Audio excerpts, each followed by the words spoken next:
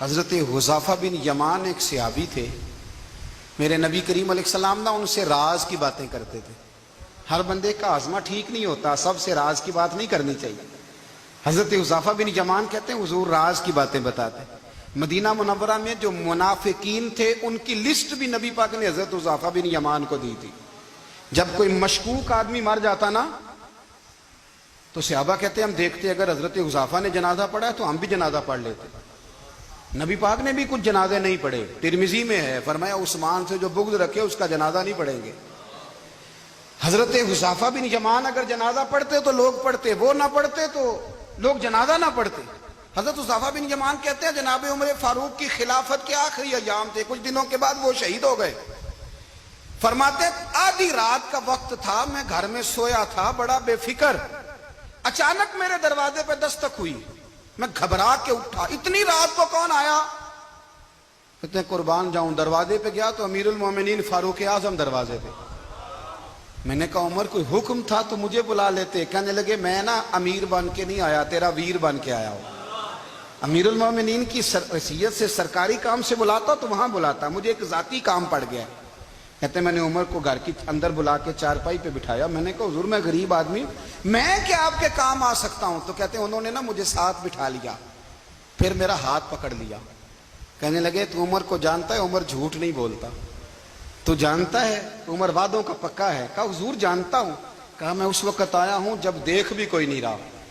حضرت حذیفہ بن یمان کہتے ہیں پریشان ہو گیا، حضور پہلیاں نہ بجھوائے، مہربانی کر بتائیں کدھر آئے ہیں؟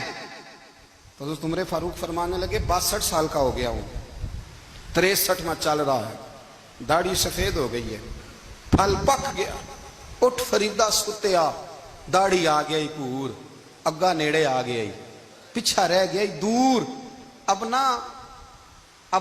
قبر اشر کا معاملہ صاف نظر آنے لگا ہے۔ کہا حضور مجھ سے کیا چاہتے ہیں؟ حضرت عمر رو پڑے، کہنے لگے آج میں عشاء کے بعد نکلا ہوں تو نبی پاک کے صحابہ مجھے نیک کہہ رہے تھے، پھر میں نے بچوں کی ماں سے اور بچوں سے بھی پوچھا ہے، وہ بھی مجھ سے راضی ہیں، پر حذیفہ تیرے ساتھ نبی پاک راز کی باتیں کرتے تھے، سچ بتا کہیں عمر کا نام منافقوں میں شامل تو نہیں؟ سچ بتا ان منافقین میں تو شامل نہیں، کہیں اوپر سے تو نہیں سارا کچھ؟ حضرت حذیفہ بن یمان کہتے ہیں میں باپ کے مرنے پہ اتنا نہیں رویا جتنا عمر کے سوال پہ رویا۔ میں قدموں میں بیٹھ گیا، میں نے کہا نہیں عمر یہ تو میں نے نہیں سنا، لیکن یہ میں نے نبی پاک سے ضرور سنا ہے کہ میرے بعد اگر کوئی نبی ہوتا تو عمر ابن خطاب ہوتا۔ یہ میں نے اپنے کانوں سے سنا ہے کہ عمر جس گلی سے گزرے شیطان رستہ بدل جاتا ہے۔